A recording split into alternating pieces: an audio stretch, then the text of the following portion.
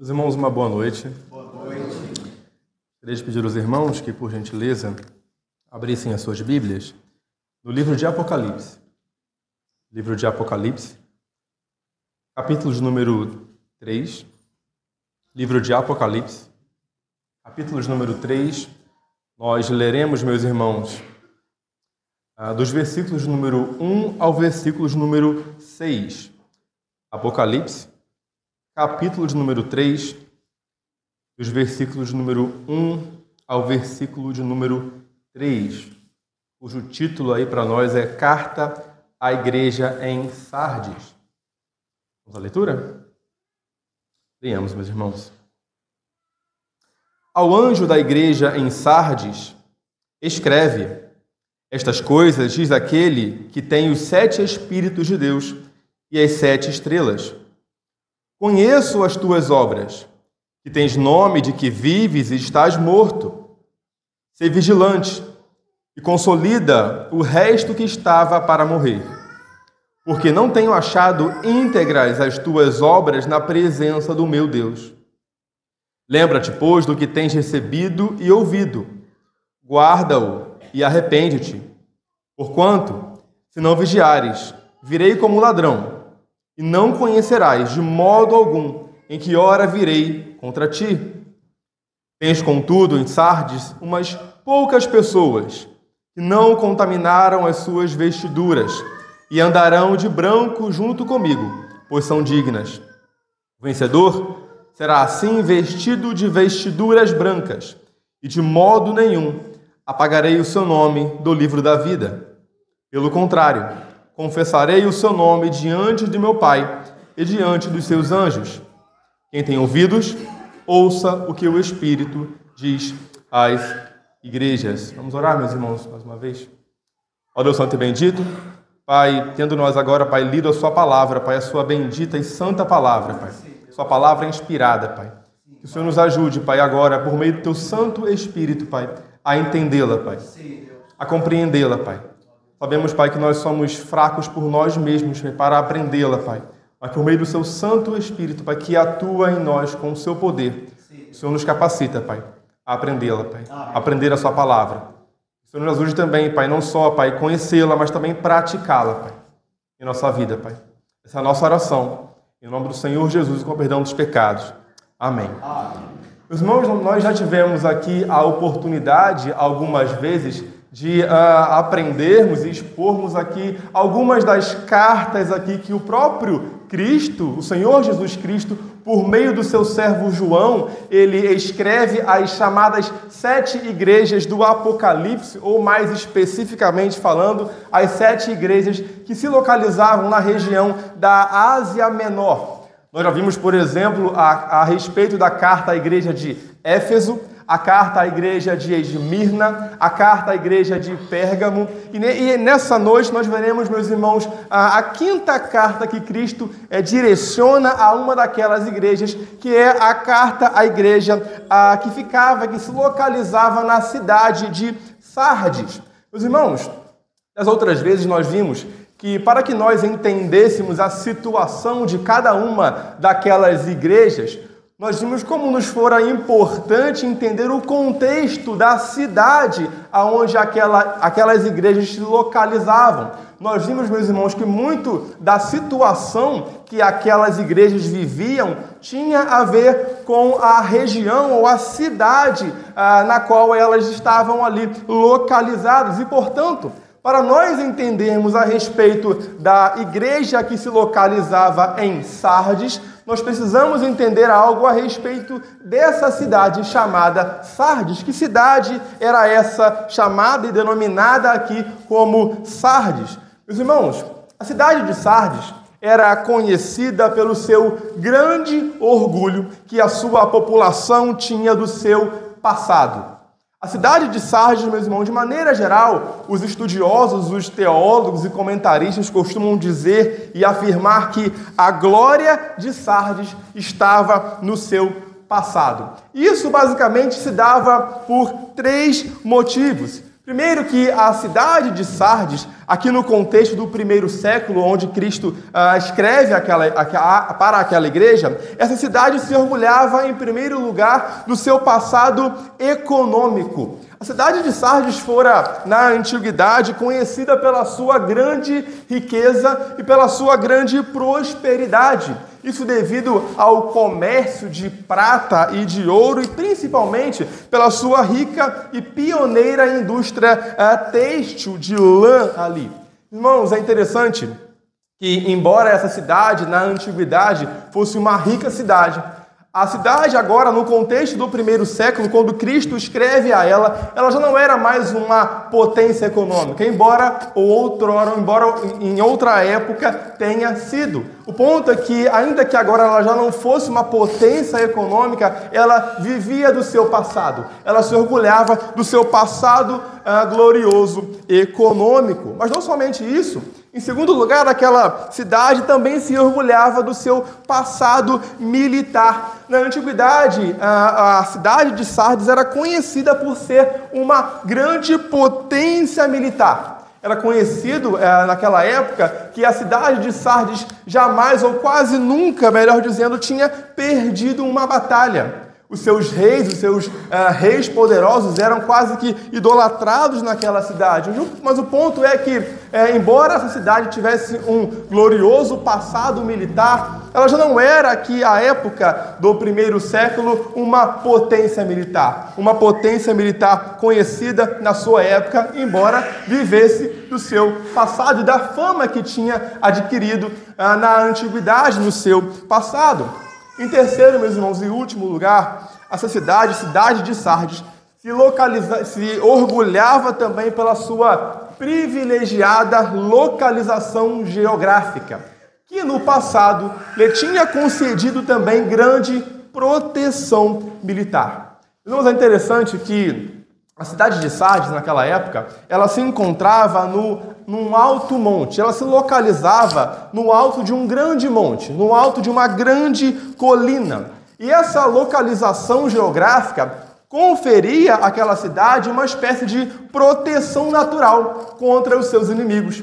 Aliás, se uma cidade está localizada no alto de um monte, a ideia, o que se pressupõe é que inimigo algum conseguirá acessá-la. Inimigo algum conseguirá capturá-la. A ideia, meus irmãos, portanto, é de que Sardes se orgulhava do fato de que no seu passado ela nunca tinha perdido um confronto direto, uma vez que era quase que impossível que os seus inimigos chegassem até ela. Não é à toa que chegar até Sardes ou capturar Sardes era conhecido na época como realizar o impossível. Mas o ponto é, meus irmãos, que esse privilégio geográfico no passado, embora fosse de fato um privilégio, certa feita se tornara num grande problema para aquela cidade.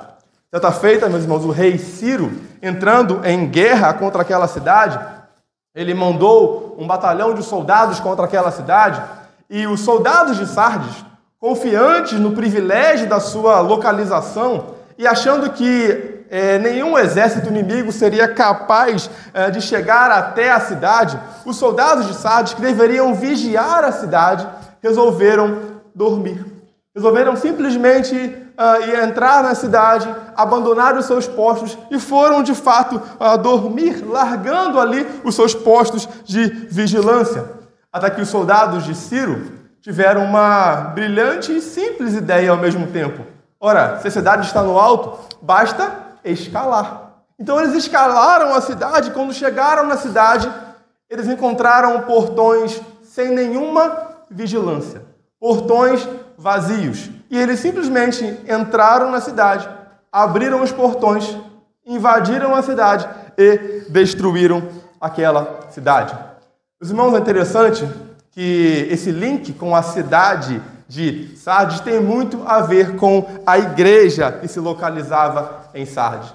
Aquela igreja, meus irmãos, como nós veremos, era uma igreja que tinha, de fato, um passado glorioso, que por outrora vivera um passado glorioso, mas por algum motivo, em algum momento, eles se acomodaram. Eles se tornaram indiferentes, se tornaram negligentes, eles perderam a vigilância, se tornaram letárgicos, se tornaram apáticos e sonolentos espiritualmente. Não é à toa que, como nós lemos, Jesus se dirige àquela igreja dizendo: "Sê vigilante". Portanto, meus irmãos, a carta à igreja, a Sardes, a igreja de Sardes, nos ensina a respeito da vigilância espiritual. Nos ensina a respeito de como lidar e vencer o comodismo, a indiferença, a apatia espiritual. E, portanto, meus irmãos, para nós entendermos o que Cristo tem a nos dizer nessa carta, eu convido os irmãos, a partir de agora, a acompanhar comigo a partir do primeiro versículo do capítulo 3 de Apocalipse. Meus irmãos, vamos à leitura?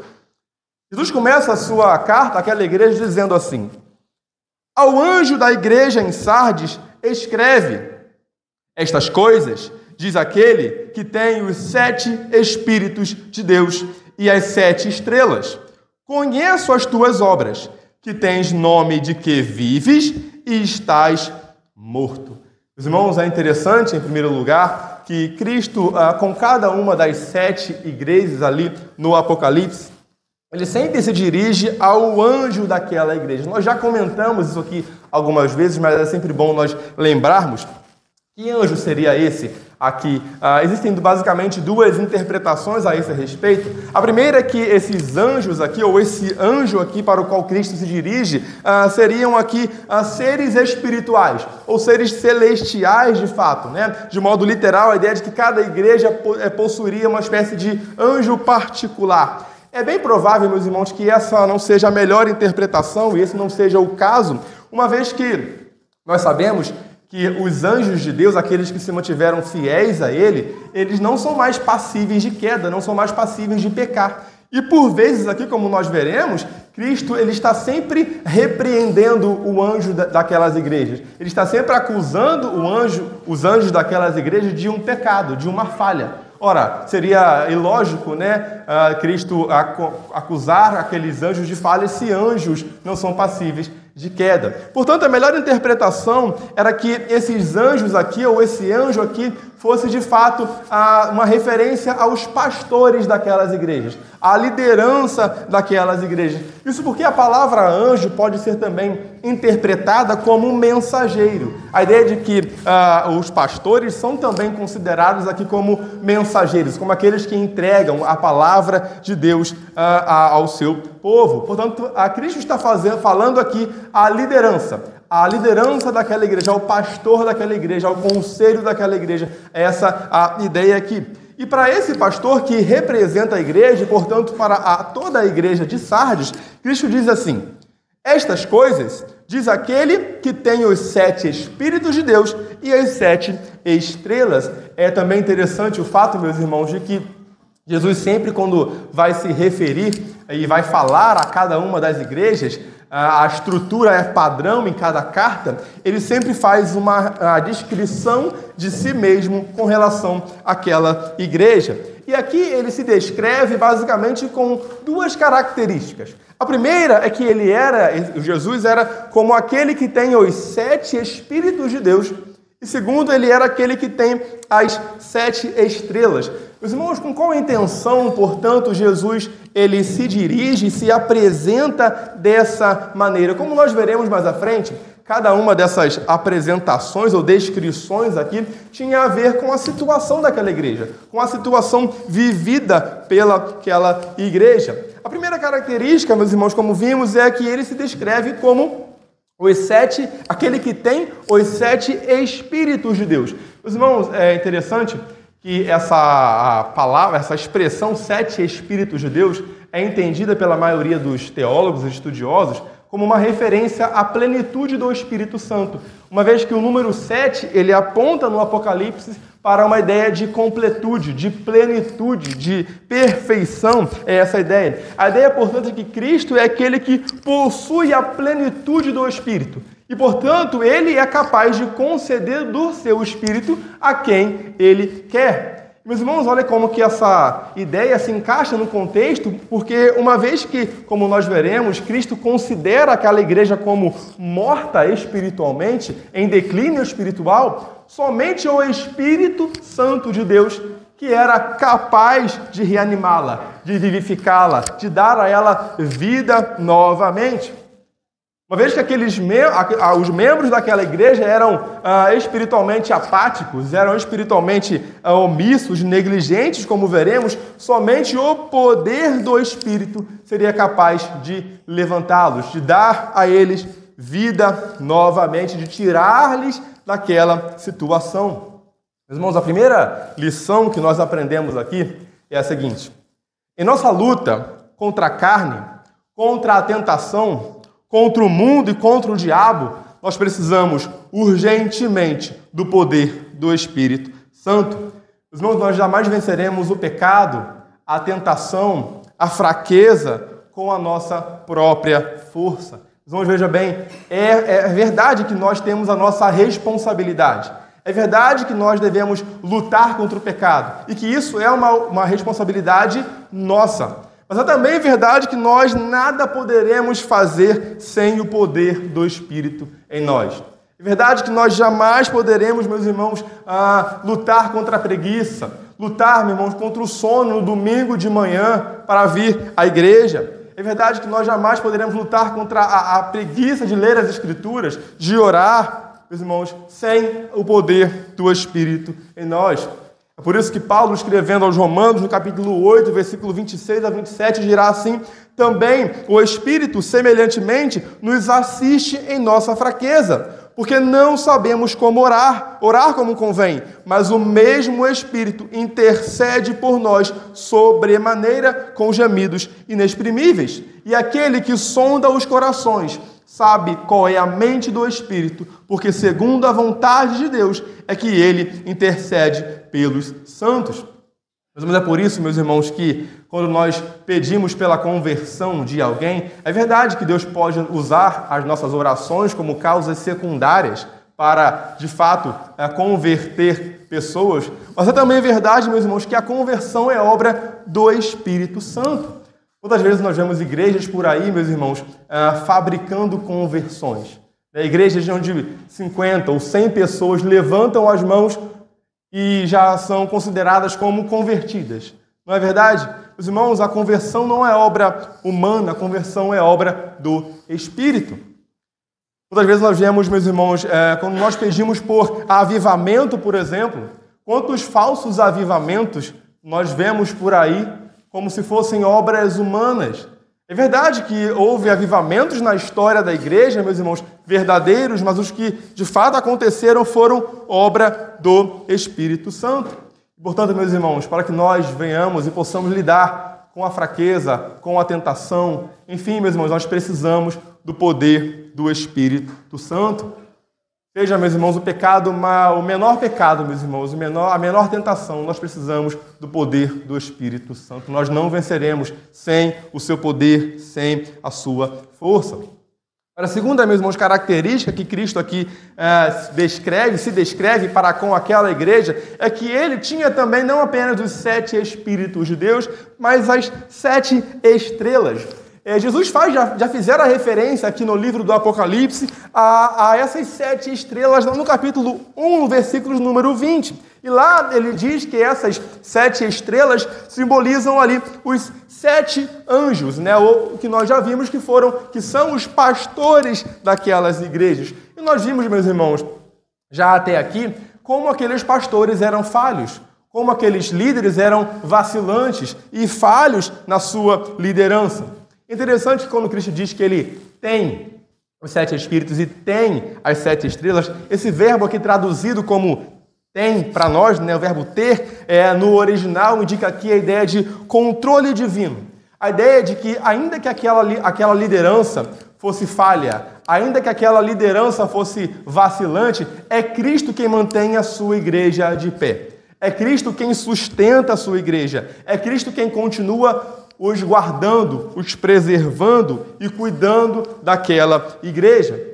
E para aquela igreja, meus irmãos, e para a sua liderança, Cristo diz, como nós já lemos, eu conheço as suas obras. Ele vai dizer algo bem triste, um diagnóstico lamentável. Ele vai dizer que tens nome de que vives e estás morto.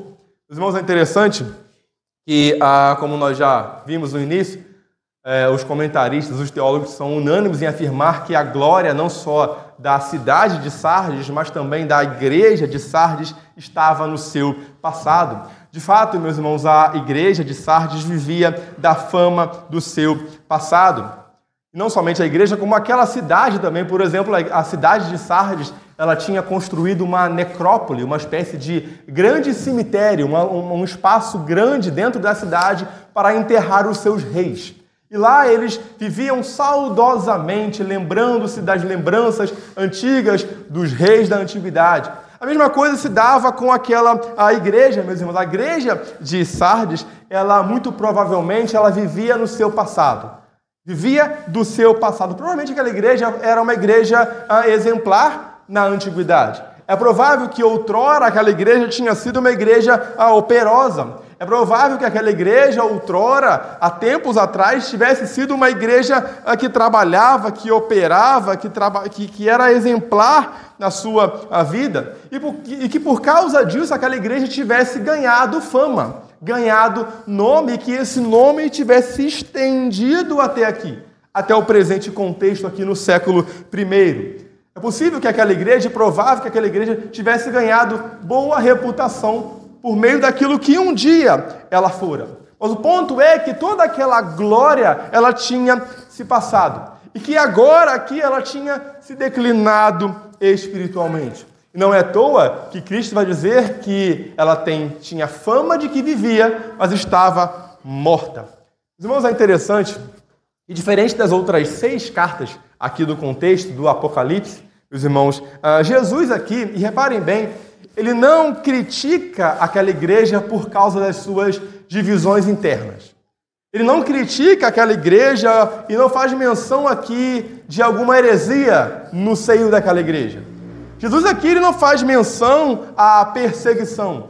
Ele não fala, como falaram a outra igreja, sobre os judeus que estavam perseguindo a igreja. Ele não fala aqui sobre a perseguição do Império Romano. Jesus não fala aqui, por exemplo, da atuação de Satanás contra aquela igreja.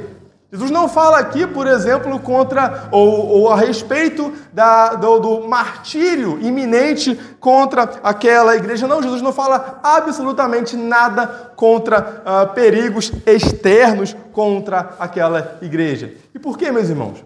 A ideia, meus irmãos, é que aquela igreja ela não fazia diferença aonde ela estava. Aquela igreja era quase que insignificante. O problema daquela igreja, meus irmãos, era ela mesma. O problema daquela igreja, meus irmãos, não era um problema externo, era um problema interno. O problema daquela igreja, meus irmãos, estava de dentro para fora, e não de fora para dentro.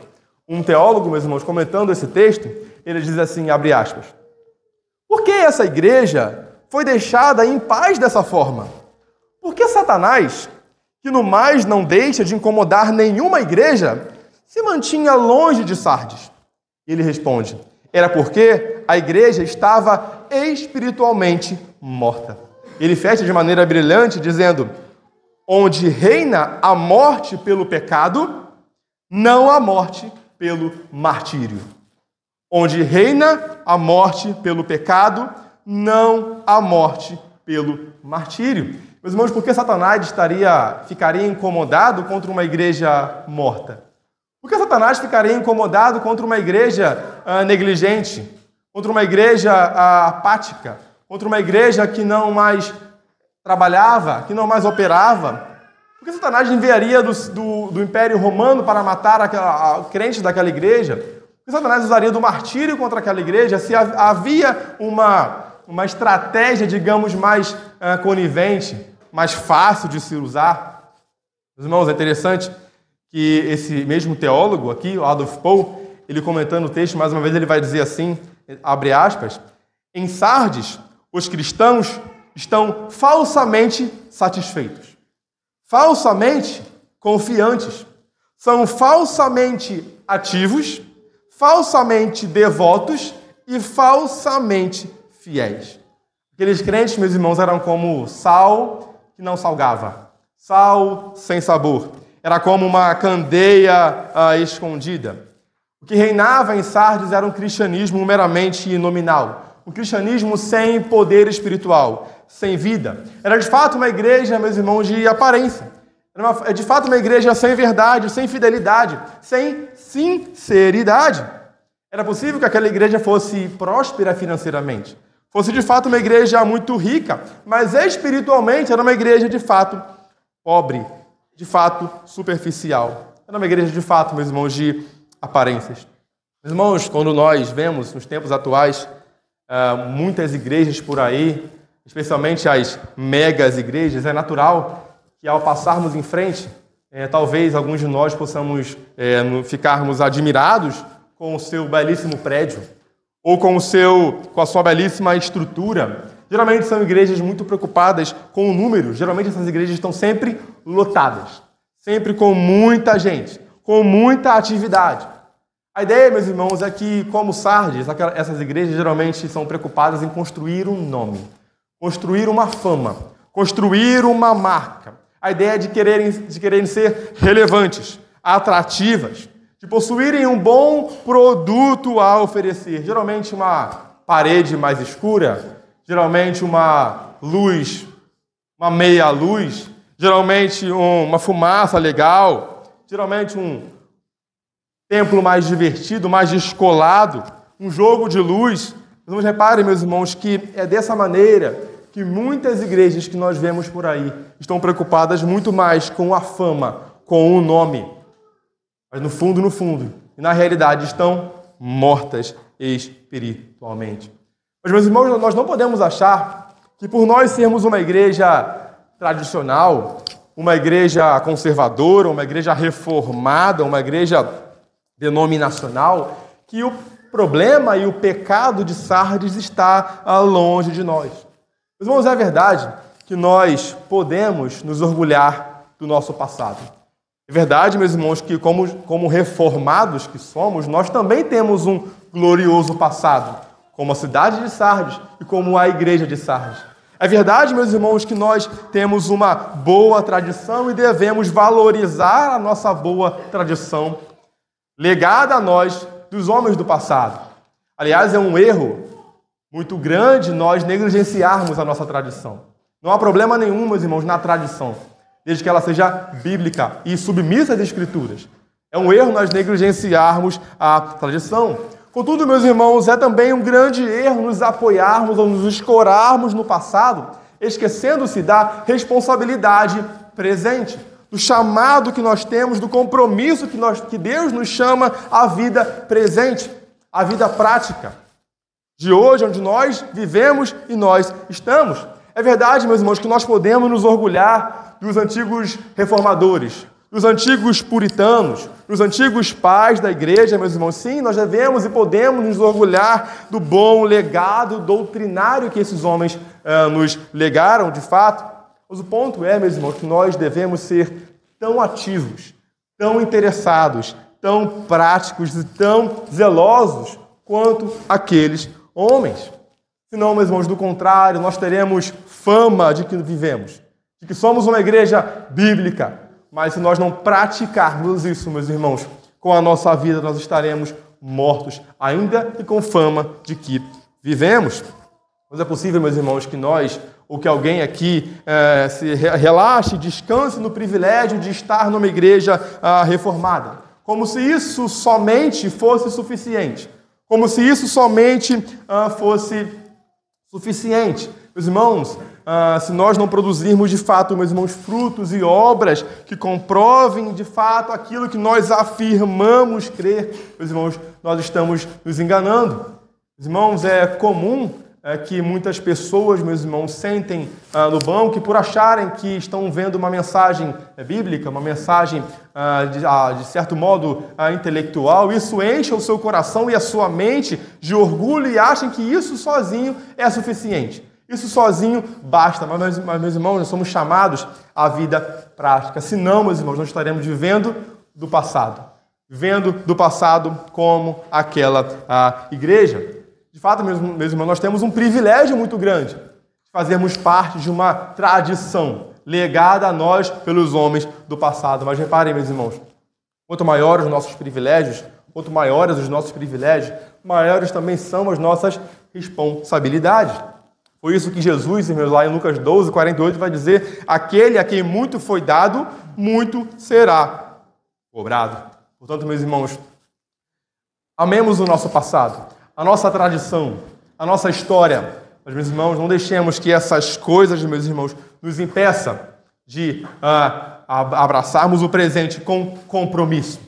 É verdade, meus irmãos, que Deus nos chama ao compromisso presente, à prática presente da sua palavra e da sua doutrina ensinada a nós pelos nossos antepassados. Meus irmãos, continuando o nosso texto aí, versículo de número 2, Jesus continua falando àquela igreja, dizendo assim: sê vigilante e consolida o resto que estava para morrer, porque não tenho achado íntegras as tuas obras na presença do meu Deus. Meus irmãos, a ideia aqui de ser vigilante ou ser vigilante é mantenha-se acordado. Meus irmãos, é interessante que essa ordem de Cristo aqui nos lembra, e era especialmente importante para a igreja de Sardes, uma vez que eles mesmos lembravam da história da sua cidade, daquela cidade, onde aqueles soldados, confiantes de que ninguém chegaria ao alto do monte, eles resolveram dormir. E a ideia de que aquela igreja se lembraria da história daquela cidade, Cristo diz a mesma coisa: olha, sejam vigilantes. O problema, meus irmãos, daqueles soldados e daquela igreja era de fato a falta de vigilância. Era de fato, em outras palavras, a omissão, a negligência. Provavelmente, meus irmãos, por não verem aqui a perseguição chegando, por não verem aqui a igreja de Sardes, a heresias no seu meio, eles resolveram, de fato, relaxar. É provável que eles tenham aqui abandonado a palavra, abandonado a oração, abandonado a comunhão e, de fato, viviam ali como uma igreja nominal. Deixaram o nominalismo reinar em seu meio. Viveram, portanto, de maneira omissa, de maneira negligente. Meus irmãos, aqui eu paro para mais uma aplicação e vai dizer o seguinte, eu abro aspas aqui. Quantas vezes pecamos muito mais por omissão do que por comissão? Meus irmãos, talvez possamos orgulhosamente olhar para a nossa última semana e não encontrarmos, digamos, grandes pecados em nós. É possível, meus irmãos, que nós olhemos e não achemos em nós pecados de comissão, pecados que dizem respeito àquilo que nós fazemos. Mas, meus irmãos, muitas vezes, meus irmãos, nós nos esquecemos e falhamos muito mais por meio daquilo que nós deveríamos fazer e não fazemos. Por meio daquilo que nós somos chamados a fazer e não fazemos. Quantas vezes, meus irmãos, nós somos omissos em falar a verdade a um irmão. Talvez nós tenhamos visto um pecado de um irmão e nós sabemos que devemos corrigi-lo e nós nos omitimos. Quantas vezes, meus irmãos, nós somos omissos em falar aquilo que nós pensamos e cremos em nosso ambiente de trabalho, em nossa faculdade, com medo de sermos talvez mal vistos ali. Quantas vezes, meus irmãos, nós somos negligentes no que diz respeito à disciplina, à criação dos nossos filhos. Quantas vezes nós podemos ser negligentes no que diz respeito à condução espiritual do nosso cônjuge. Quantas vezes, meus irmãos, nós podemos ser omissos e negligentes quando um irmão precisa de ajuda e nós negligenciamos assim a comunhão cristã. Quantas vezes nós podemos ser negligentes com a leitura da palavra, com a oração, com os meios de graça que o Senhor nos dispõe em sua palavra. Geralmente, meus irmãos, nós dizemos que nós não temos tempo para isso. E não me sobrou tempo para isso. Eu vi um vídeo essa semana do pastor Heber Campos Júnior, ele falando que tempo tem a ver com amores. A ideia de que nós damos tempo àquilo que nós amamos. Se nós amamos de fato a palavra do Senhor, nós daremos tempo a ela. Nós nos dedicaremos a ela. Nós nos daremos de fato a ela. Mas quantas vezes nós somos negligentes? Onde nós deveríamos estar, nós não estamos. Como aqueles soldados que deveriam estar nos seus postos de vigilância, eles não, de fato, estavam. Parem, meus irmãos, que quando Paulo fala sobre a palavra de Deus, ela trata a palavra de Deus como a espada do Espírito. A ideia de que a espada ela é, de fato, um elemento, né, da vestidura de um soldado cristão. A ideia é mais ou menos essa. Portanto, meus irmãos, nós nunca devemos deixar um armamento longe de nós, uma vez que nós sempre estamos em batalha. Se não, meus irmãos, e do contrário, nós estaremos sendo não vigilantes, omissos e negligentes naquilo que Deus nos chama a realizar. Mas Cristo, meus irmãos, continuando o texto, ele vai dizer àquela igreja: consolida o resto que estava para morrer, porque não tenho achado íntegras as tuas obras na presença do meu Deus. É interessante que essa expressão aqui, consolida, né, o verbo aqui traduzido como consolidar ou consolida, no original significa fortalecer, ancorar, colocar de pé. A ideia de que as obras daqueles crentes algumas das suas obras estavam para morrer. A gente vai entender melhor essa expressão a partir do que Cristo disse logo em seguida, quando ele diz que ele não tem achado íntegras as tuas obras na presença do meu Deus. A expressão aqui, meus irmãos, para íntegras, ou como ele não tem achado, a ideia de não íntegras aqui, é incompleta, é inadequada, é insuficiente, é imperfeita. A ideia aqui é de que aquela igreja, meus irmãos, provavelmente ela ainda realizasse as suas obras, e obras estas ordenadas e requeridas por Deus.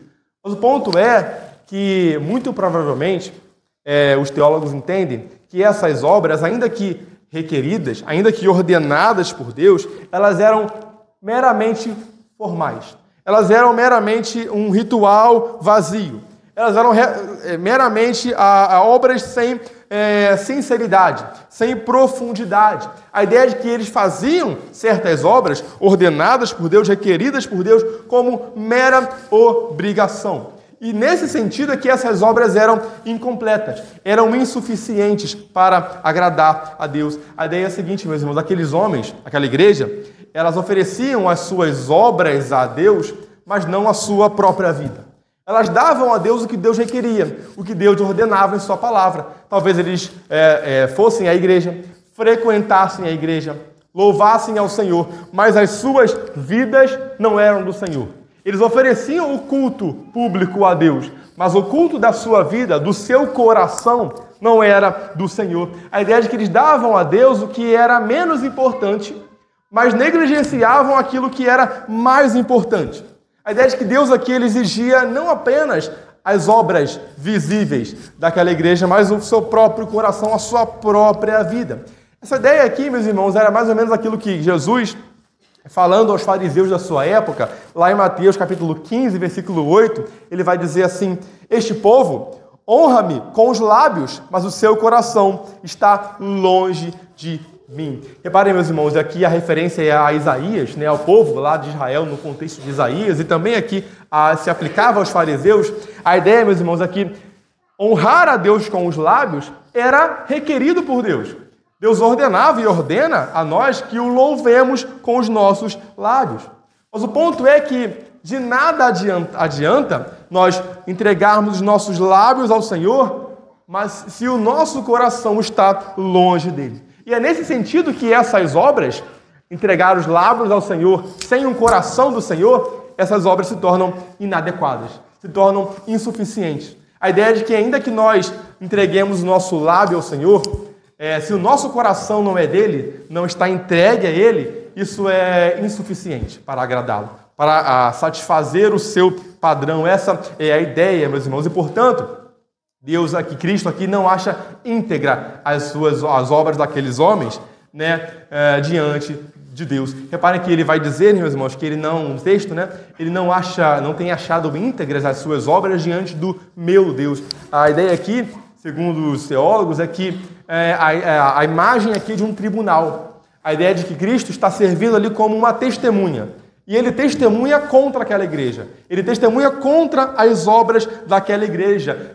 E o testemunho dele é que aquelas obras, por não serem sinceras, como nós vimos aqui na liturgia, por não serem sinceras a Deus, por serem meramente formais, da boca para fora, sem uma vida dedicada a Deus, essas obras eram insuficientes para agradar ou satisfazer o padrão daquele grande juiz ali assentado. A ideia é essa. Portanto, meus irmãos, aquelas obras eram inadequadas, eram incompletas, eram não íntegras. A mesma coisa, meus irmãos, se aplica a nós. Quantas vezes, meus irmãos, nós podemos oferecer a Deus não somente os nossos lábios, mas também os nossos ouvidos, nosso tempo, nosso dinheiro, nossa atenção, mas com a nossa vida talvez afundada no pecado. É verdade, meus irmãos, que nós devemos oferecer tudo isso ao Senhor. Deus requer e ordena isso. E nós oferecemos os nossos lábios, a nossa vida, o nosso coração, tudo isso ao Senhor. Mas o mais importante, meus irmãos, do que o nosso culto público é o culto da nossa vida, é o nosso coração. Deus requer, meus irmãos, muito mais do que as obras externas apenas, embora isso também seja requerido por Ele. Ele requer o nosso coração. A ideia de que o padrão aqui é elevado.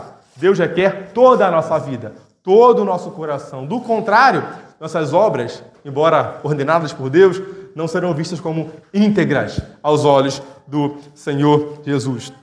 Mas é provável, talvez, que alguns aqui venham ao culto do Senhor por mero hábito, por mera obrigação, por mera, talvez, pressão dos pais ou do cônjuge, mas, de fato, não esteja aqui de maneira sincera, de maneira, de fato, a querer, de fato, estar aqui louvando e cultuando ao Senhor.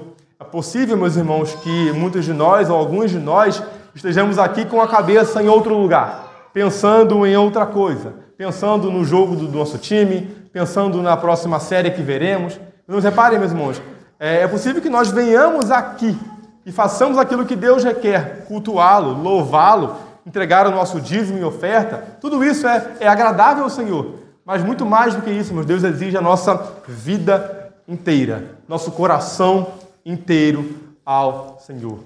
Portanto, meus irmãos, se nós estamos aqui, meus irmãos, sem um coração sincero, sem um coração como um todo entregue ao Senhor, que o Senhor nos ajude, meus irmãos, de fato, a nos arrependermos do nosso pecado, entregarmos a Ele o nosso coração, também a nossa vida, também as nossas obras, o nosso bolso, os nossos lábios, mas principalmente o culto da nossa vida, o nosso coração, a completude do nosso coração.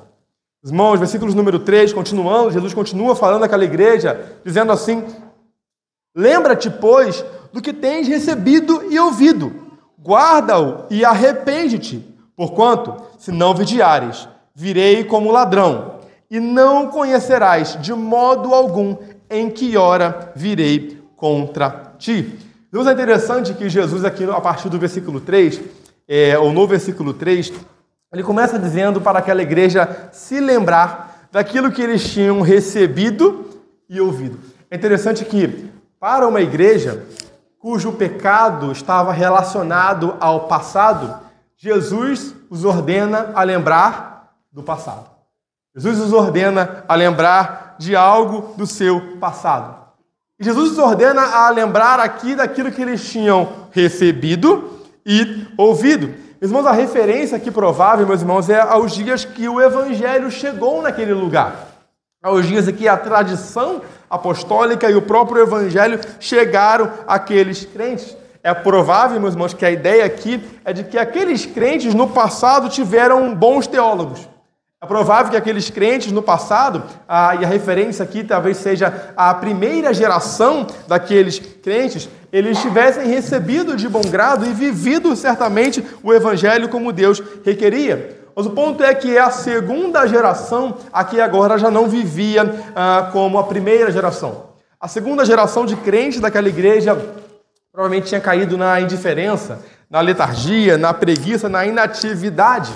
E Cristo manda aqui e ordena que eles guardassem aquilo que eles tiveram ali recebido e ouvido e que eles se arrependessem. A ideia aqui, meus irmãos, é de que eles deveriam guardar aquela antiga tradição e, de fato, se arrepender da sua indiferença, se arrepender do seu comodismo, se arrepender de viver unicamente do passado. O problema aqui, meus irmãos, é semelhante àquilo que nós vimos aqui na primeira carta que nós estudamos aqui, que é a carta à igreja de Éfeso. Lá no capítulo 2, versículos número 5, quando Cristo escreve à igreja de Éfeso, aqui no Apocalipse, ele vai dizer algo parecido. Ele vai dizer assim: lembra-te, pois, de onde caíste, arrepende-te e volta à prática das primeiras obras. É interessante que para ambas as igrejas, tanto para Éfeso quanto para Sardes, Jesus vai usar aqui, ele vai dizer, lembra-te e arrepende-te. É a mesma coisa, ele vai dizer isso às duas igrejas. A ideia é de que as obras daquelas duas igrejas eram inadequadas. A ideia de que as obras daquelas igrejas não eram como no início, não eram como as obras da primeira geração. E ele ordena aqui no início do versículo para que eles se lembrem daquilo que eles tinham ouvido e recebido. No original aqui, meus irmãos, no grego, essa palavra que lembra-te, ela tem uma ideia de continuar e a lembrar. A ideia aqui, meus irmãos, é de uma recordação contínua. Mas não somente isso, a ideia é de uma recordação contínua juntamente com a prática. Essa é a ideia. A ideia aqui, meus irmãos, não é apenas de uma lembrança, de uma recordação mental. É uma ideia de colocar em prática enquanto se lembra, enquanto se relembra. Essa é a ideia aqui, meus irmãos. E aqui, meus irmãos, eu paro também para mais uma aplicação que tem a ver conosco. É por isso que tão importante quanto aprender da teologia e do ensino de grandes homens do passado, é fundamental, meus irmãos, que nós procurarmos viver uma vida prática e piedosa. É viver aquilo que nos foi legado e ensinado. Veja bem, meus irmãos, nós somos gratos a Deus pela vida de teólogos do passado. Nós conhecemos e nos gloriamos e glorificamos a Deus pela vida de homens como João Calvino. Nós ouvimos falar bastante desses homens, não é verdade? Como Charles Spurgeon, como Jonathan Edwards, R.C. Riley. Irmãos, é verdade que nós devemos nos gloriar e agradecer a Deus pela vida desses homens, mas, meus irmãos, quem dera se nós vivêssemos tudo aquilo que esses homens ensinaram no passado. Parem que a ideia aqui, meus irmãos, de lembrar daquilo que ouviram e receberam, tem a ver com a ideia de não apenas recordar o legado doutrinário que eles tinham aprendido, mas colocar aquilo em prática. Essa é a ideia da palavra aqui. Lembra? Colocando em prática. Meus irmãos, nós devemos sim lembrar de homens do passado que tiveram que nos legaram boas doutrinas ou bons ensinos, não é verdade? Que esclareceram a palavra de Deus para nós hoje, mas, irmãos, é verdade também que nós devemos viver aquilo que eles ensinaram. O nosso compromisso, meus irmãos, a nossa prática, quando nós nos comparamos, digamos assim, com a piedade dos mártires da igreja, com a piedade dos puritanos, com a piedade dos reformadores, quando nós nos comparamos, a nossa vida cristã, a nossa prática se torna tão pequena, não é verdade? Nós nos compararmos com esses homens, com esses gigantes do passado, meus irmãos, a nossa prática, de fato, meus irmãos, nós olharemos para a nossa vida com humildade, meus irmãos, reconhecendo a nossa pequenez espiritual. Portanto, meus irmãos, lembremos sim daquilo que um dia ouvimos e recebemos, mas não somente isso, pratiquemos aquilo que aprendemos para a glória do Senhor. Do contrário, meus irmãos, nós viveremos um saudosismo vazio. Nós nos lembraremos daquelas coisas apenas saudosamente. E o chamado de Deus para nós é que nós não apenas nos lembremos daquelas coisas com orgulho, mas pratiquemos aquelas coisas. Vivamos aquilo que nos foi legado e ensinado. Vivamos aquilo que ouvimos e recebemos na prática para a glória do Senhor. Jesus continua, meus, essa carta dizendo: porquanto, se não vigiares, virei como ladrão, e não conhecerás de modo algum em que hora virei contra ti. É interessante, meus irmãos, que essa figura aqui do ladrão, geralmente no Novo Testamento, é usada aqui para fazer referência à segunda vinda de Cristo. Lá em 1 Tessalonicenses 5,2, Paulo vai dizer assim: pois vós mesmos estáis inteirados com precisão de que o dia do Senhor vem como ladrão da noite. Pedro, na sua segunda carta, capítulo 3, versículo 10, virá, entretanto, como ladrão o dia do Senhor. A ideia, meus irmãos, aqui basicamente é de que um ladrão, ele não avisa naturalmente um morador a que hora ele chegará na sua casa para invadi-la. Não é natural que um ladrão, por exemplo, pegue o telefone e ligue para você avisando da hora que ele chegará na sua casa. Ladrões não fazem isso. Assaltantes não agem dessa maneira. Portanto, o morador desatento, e a ideia é essa, não vigilante, ele certamente será pego de surpresa. Mas imagine, meus irmãos, um morador atento, um morador vigilante, um morador precavido, que instala câmeras em sua casa, que instala alarmes em sua casa, que coloca cães em sua casa para protegê-la, que coloca armadilhas em sua casa. A ideia é que, para esse, o ladrão não o surpreenderá. O ladrão não o pegará de assalto, uma vez que ele já se adiantou aos fatos, já se aprontou para isso. A ideia é essa. E para nós, essa ideia de ladrão aqui é uma palavra dirigida aos ímpios, aqueles que não se preparam para a vinda de Cristo e, portanto, serão pegos de surpresa. Mas para nós não é essa a realidade, aqueles que se preparam. Tanto é que Paulo, escrevendo aos Tessalonicenses, versículo 5, 4, dirá assim: mas vós, irmãos, não estáis em trevas, para que esse dia, como ladrão, vos apanhe de surpresa. A ideia, meus irmãos, aqui para uma igreja vigilante, a ideia de a vinda do Senhor, ela perde esse caráter de assalto. É essa a ideia. Meus irmãos, como foi comentado aqui pelo nosso pastor, quantas vezes os ímpios eles podem zombar de nós ou escarnecer dos crentes que se preparam vigilantemente para esse grande dia.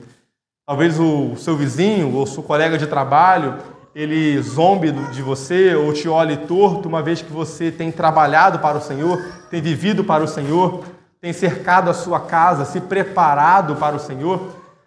Reparem, meus irmãos, e percebam que para esse seu colega, para o ímpio de maneira geral, ele será pego de surpresa. Ele que acha que estará sempre bem, estará sempre tranquilo, que nunca lhe virá o mal, esse será pego de surpresa, esse será pego de fato de assalto. Então, que o Senhor nos ajude, meus irmãos, a sermos atentos, a sermos vigilantes e a não sermos pegos de surpresa, de assalto naquele grande dia. Irmãos, o Senhor Jesus continua a sua carta.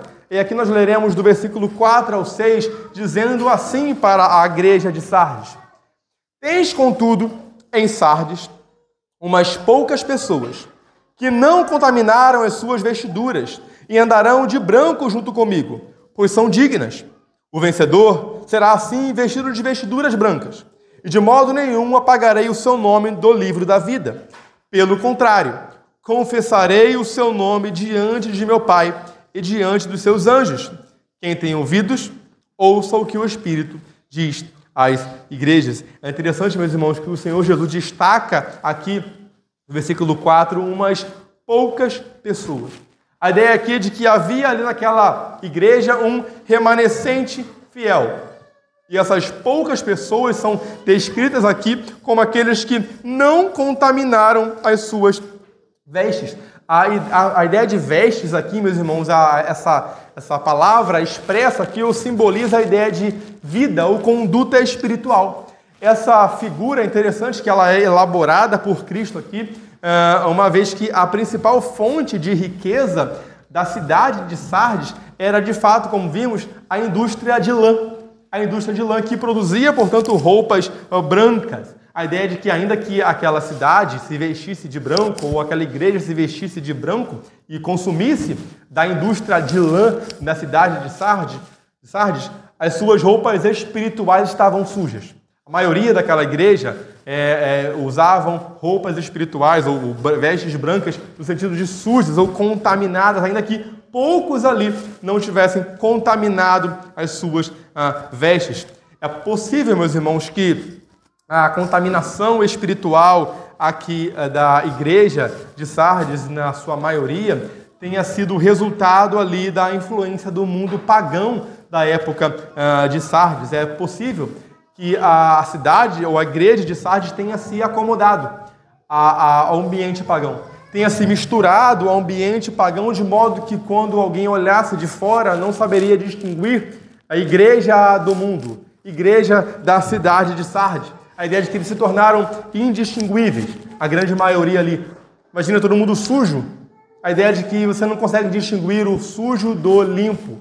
Embora houvesse ali umas poucas pessoas que estivessem ali com as vestes limpas, a ideia de que aquela cidade, de fato, aquela igreja, na sua grande maioria, tenha se tornado indistinguível ali, se misturado, se acomodado ao mundo pagão daquela época, embora poucas pessoas daquela igreja se mantivessem fiéis, se mantivessem santas, puras, separadas ali. A ideia, meus irmãos, aqui o mundanismo ali invadiu aquela igreja, como tem invadido, meus irmãos, tantas igrejas em nosso tempo, Como nós vemos aí o secularismo invadindo a mente dos nossos jovens, como nós temos visto o progressismo, o esquerdismo, enfim, invadindo a mente e muitas igrejas em nosso próprio tempo, quantas igrejas têm se tornado indiferentes, têm se tornado apáticas, têm minado o evangelho com a mensagem sincrética do mundo, têm contaminado a mensagem do evangelho.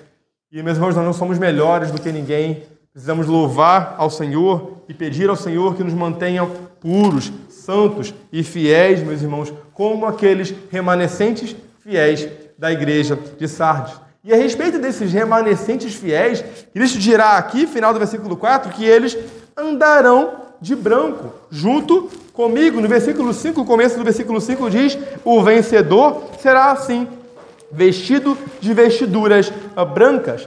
É interessante, meus irmãos, que Jesus aqui faz menção, no versículo 5, ao vencedor. Ele, em toda a carta, ele faz, de fato, menção a um vencedor. E ele sempre associa a figura do vencedor com uma promessa associada a ele. E essa promessa que ele aqui faz ao vencedor, e a ideia de que aqueles remanescentes fiéis eram esses vencedores, como os crentes fiéis serão, né, e são vencedores em Cristo. A ideia aqui, meus irmãos, é que o vencedor será vestido, essa é a promessa, de vestiduras brancas, e ele andará de branco com Cristo. A ideia aqui, meus irmãos, de vestidura branca aponta para a ideia de pureza, de santidade na vida eterna. Reparem, meus irmãos, que Jesus faz uma associação aqui entre vitória e pureza.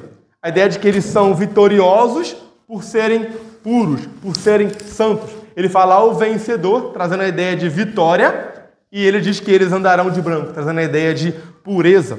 É possível, é provável ou possível, segundo alguns comentaristas, que Jesus estivesse aqui ou esteja aqui fazendo uma alusão ao conhecido na época chamado de triunfo romano, ou conhecido desfile militar ou cerimônia militar, conhecida na época como o triunfo romano. O triunfo romano, meus irmãos, era um desfile militar, era uma cerimônia militar que o imperador, em que o imperador convocava a sua população, os seus súditos ali no Império Romano, para comemorar uma vitória contra um grande inimigo, ou para comemorar uma grande vitória. E naquela ocasião era comum que os imperadores convocassem a população a virem para esse desfile militar vestidos de branco. Vestidos de branco. Então, a ideia, meus irmãos, portanto, provável e possível é que Jesus estivesse aqui convocando os seus fiéis remanescentes a um dia triunfarem com ele na sua vitória final. Reparem, meus irmãos, que nós vimos no início que aqueles crentes, ou melhor, que a cidade de Sardes, ela se gloriava do passado militar, das vitórias militares que outrora, na antiguidade, os seus antigos reis poderosos tinham conquistado, embora no contexto presente aqui, elas não fossem mais uma potência militar.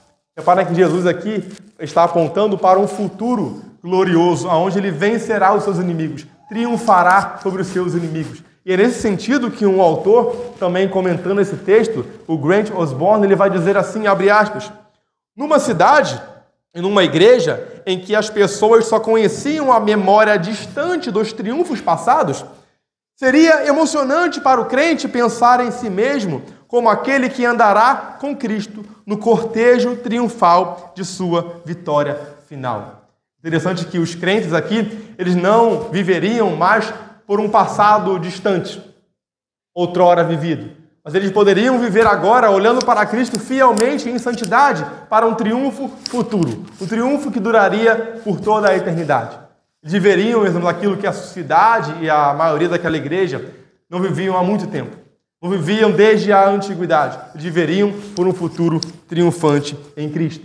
E Cristo associa essa promessa aqui, meus irmãos, à ideia aqui do livro da vida, onde ele continuará dizendo aí, e de modo nenhum apagarei o seu nome do livro da vida. Pelo contrário, confessarei o seu nome diante de meu Pai e diante dos seus santos. É interessante, meus irmãos, que comumente as escrituras elas falam a respeito de um livro posto diante de Deus com o nome dos seus santos. Por exemplo, Apocalipse, capítulo 17, versículo 8, ele fala sobre os nomes daqueles que não foram escritos no livro da vida desde a fundação do mundo. Lá em Filipenses 4:3, Paulo fala sobre Clemente e os demais cooperadores cujos nomes se encontram no livro da vida. Lá em Lucas 10, versículo 20, Jesus diz assim: não obstante, alegrai-vos, porque os espíritos...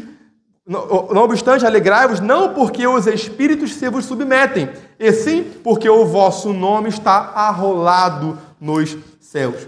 Irmãos, a ideia aqui, quando Cristo diz que jamais riscará o nome daqueles santos do livro da vida, ele não está falando sobre a possibilidade que um crente tenha o seu nome riscado ou apagado do livro da vida. A ideia aqui não é que Cristo ou Deus ele escreve e apaga de acordo com os nossos pecados. Muito pelo contrário, a ideia é exatamente oposta. A ideia é de que é de certeza da salvação, é de certeza, de segurança da salvação. A ideia de que o nosso nome está preservado, seguro, mantido por toda a eternidade. A ideia de que a dádiva da salvação foi dada aos seus eleitos. Quanto à ideia de que nosso nome está preservado, nosso nome está seguro.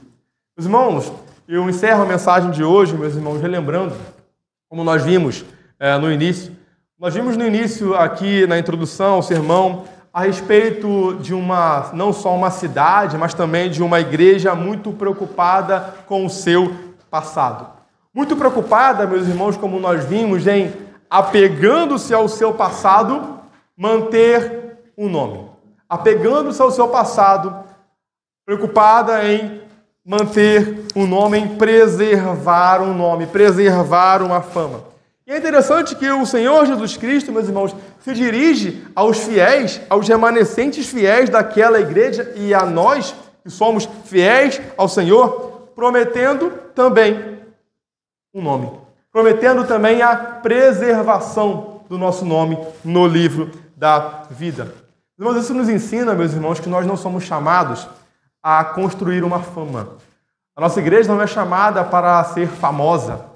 Nós não somos chamados, meus irmãos, para construir um grande nome. Nós somos chamados à fidelidade. Nós somos chamados à santidade, à pureza, como nós vimos aqui. Meus irmãos, é Cristo quem preservará e garantirá o nosso nome eternamente no livro da vida. Não é o nosso passado, é Cristo quem fará isso por meio da sua obra e do seu poder.